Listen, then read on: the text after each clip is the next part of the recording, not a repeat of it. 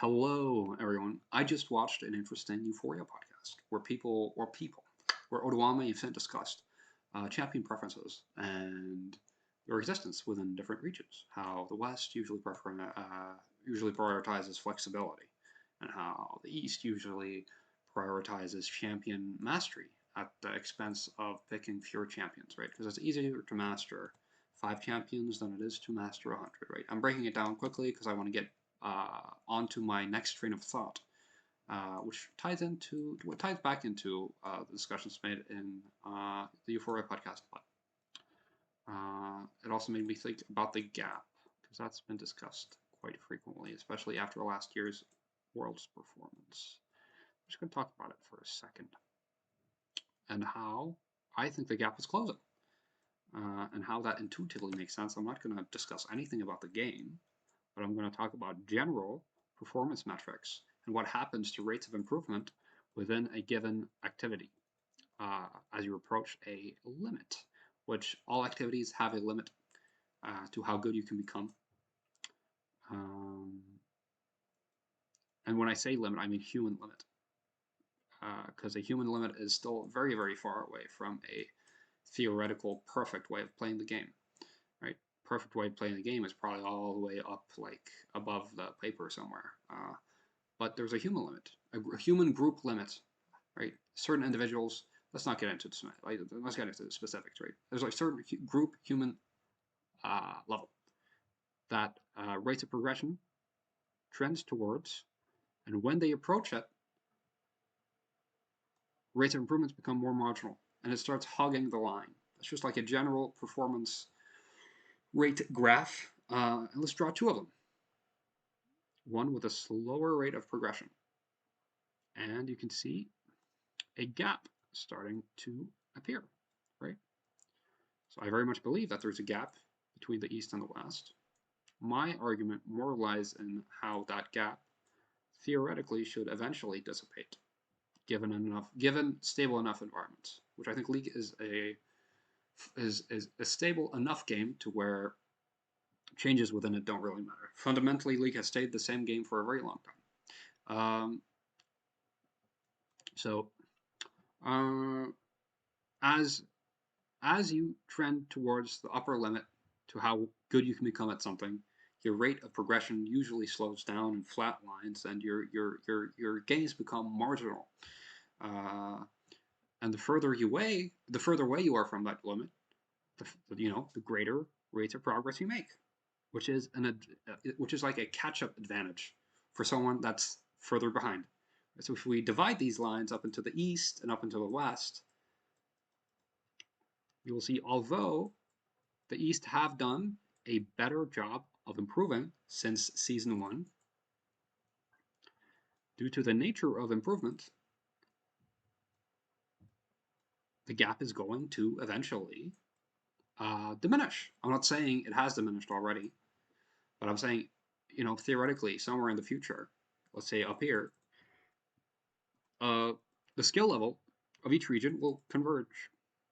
And you'll see a higher instance of Western teams beating Eastern teams, at least theoretically.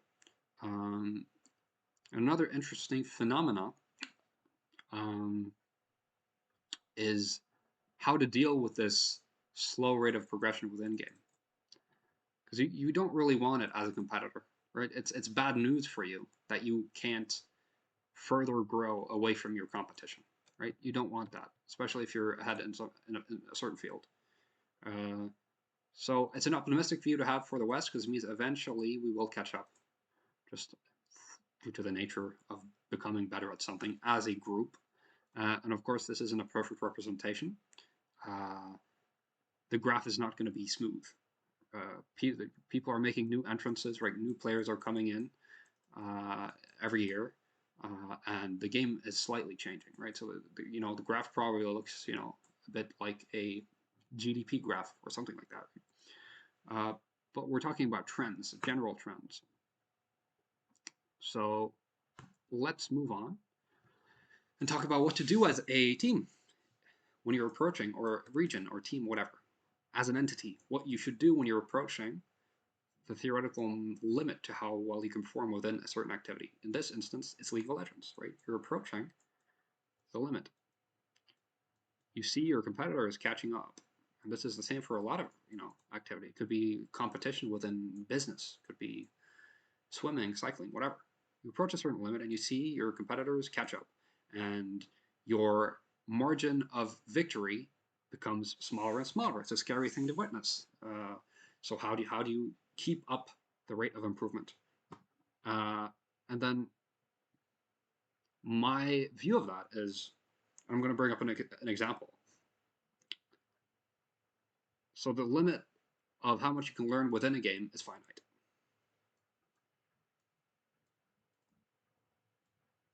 As a human, let me specify. But then there are things, right? But then there are layers. Huh? So I think we're still stuck in what we can do within the game. There's, another layer to this, which is what can you do outside of the game? And what can you do relating to the game, right? And crossing this barrier opens up new opportunities, right? New opportunities for growth as a team, as a region, as a player. And I'm going to talk about that. So let's talk about improvements you can make outside the game. And I'm not going to get super specific because I don't have the know-hows to do so.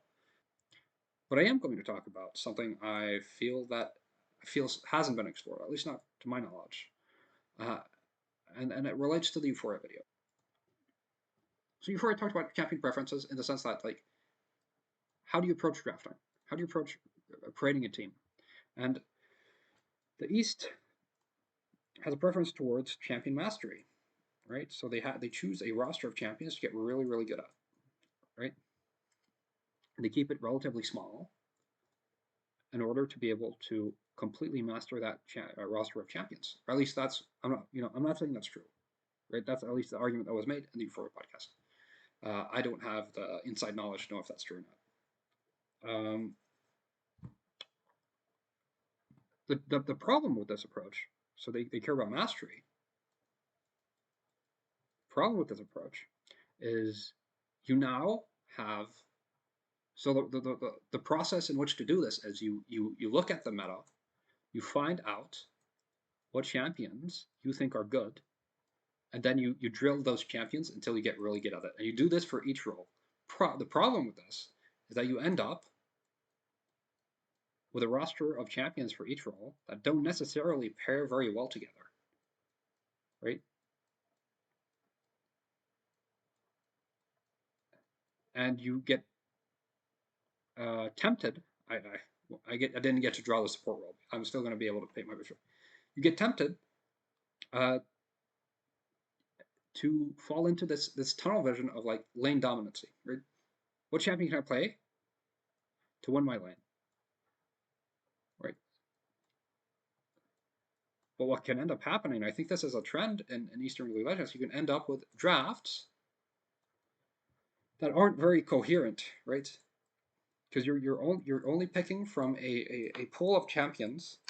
You're only drawing from a pool of champions that you know that each individual player is really good at. But together, the draft itself isn't very thematic. It doesn't have a theme. It's not cohesive, right? And that opens up for an attack, right? That's a vulnerability if you're an opponent, right? Because that means that you can pick, theoretically you can pick a let me go to a new page. That means theoretically you can win not by, so as an opponent, theoretically you can win then not by being better at your individual champions, but having a thematically more cohesive team composition. I think thematics within League aren't being talked about enough. Which is, yeah, cohesive team compositions, right? So you can get away with being worse at your champion individually, but as a team, your comp just functions better, which leaves room for more errors, which makes it more plausible that you will be able to beat your opponent, right? So in my head, that's a weakness for the opposing. Team, right? Even though they're good on their individual champions, their champions are just 5 champions, and they might accrue a super, big gold lead and just, beat you with a loaf of bread, even though, it's not a very effective weapon, their effectiveness with the weapon is good, and that's what we've seen a lot, right? But that's also partly due to the fact that I don't think the West is very good at making thematically sound drafts. So we're going to get into the West's approach, which we'll talk about now, which is sort of like the opposite of the East, in my mind at least. So I'm going to talk, right? So the West usually prioritizes flexibility. And you would think, right, where the underlying theory is, through my ability to pilot a large champion roster, I open for interesting draft opportunities and counter picks and, whatever. Problem is, you have a large roster of champions for each role, and your competency on each of the champions is probably not close to 100%, leaving you in a position where someone with a smaller roster with close to 100% efficiency on their champion will be able to beat you even if they're in a losing matchup, even if they're in a losing draft, because they just pilot their individual champions better, right? So that's a weakness in that strategy as well.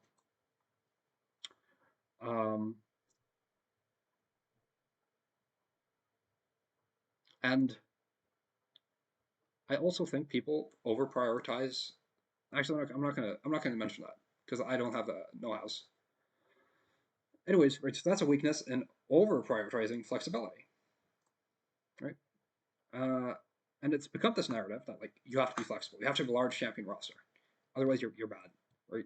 And that's not necessarily true. If you like, they talked about this on the Euphoria podcast. Like Noah, right? He's getting a lot of slack for his performances on certain champions, but like he carried his ass off on Ezreal, even though he played Ezreal twice in the previous series they played. But it doesn't matter, right? His output on the game was incredible.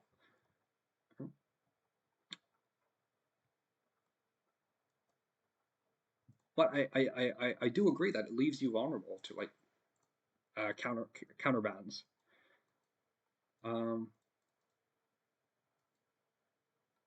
But at the same time, it leaves you with a champion you know the ins and outs of, right?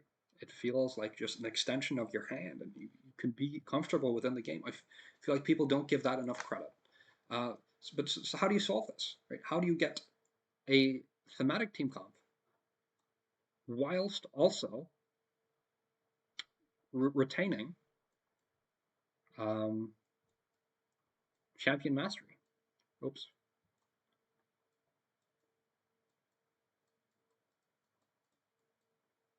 And I think the answer to that is to rather than go rather from the get-go, have an approach where you look for strong champions within a meta. And then after the fact, you then look for drafts you can make with those champions, right? You look for individual champions. I think that's maybe the wrong way of approaching it, right? Maybe from the get-go, you should view it more holistically. You should view it from the perspective of like a unit, like a team, right? Almost like what could be a good, almost like a deck, right? Almost like a deck in Hearthstone, right? Having like 5 decks you can play that all thematically make sense and that you are super comfortable with. Where you sort of you don't view the team as 5 individuals anymore. You view them as like a tool to uh, pilot champions within 5, let's say 5 different rosters, right? So within these 5 different rosters, you have 25 different champions, but they're all divided on each role, meaning you have 5 unique champions per role.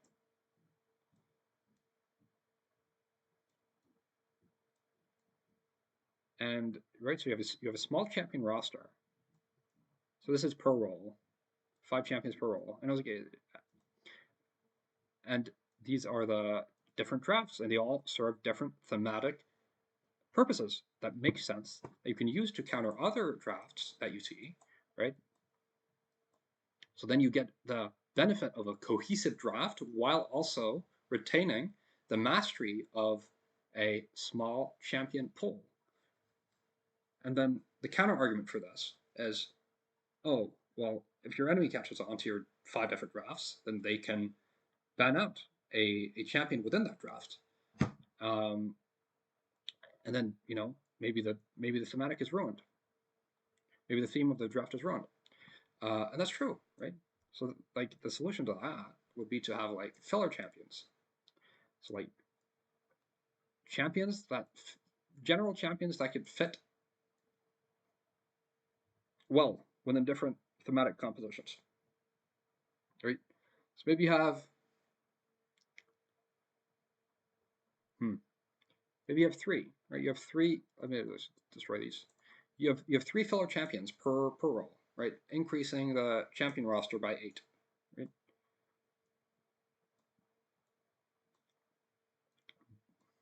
So still, it's a small champion roster, and you have like opportunities if the enemies catch on to what you're doing.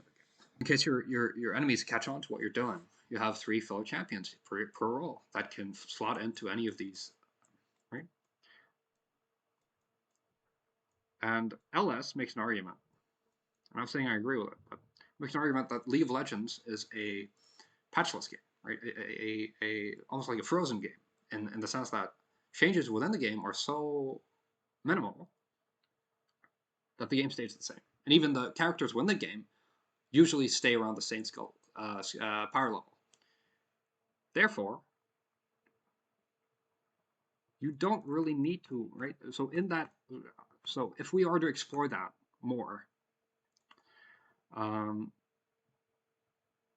a patchless game, it makes sense to standardize practice to this extent, in my mind, where you have a set of champions which you drill, and you have a set of compositions that you drill, so that you not only get the mastery of the individual champions, but you also get the mastery of the team compositions and how to play as a team within those compositions, whilst also having a theme, which I think is a very underplayed thing in League of Legends, having a theme. Theme, very important. And just as like, yeah. And the last point I'm going to make about this is, the key word is standardization, right? Where there is room for standardization,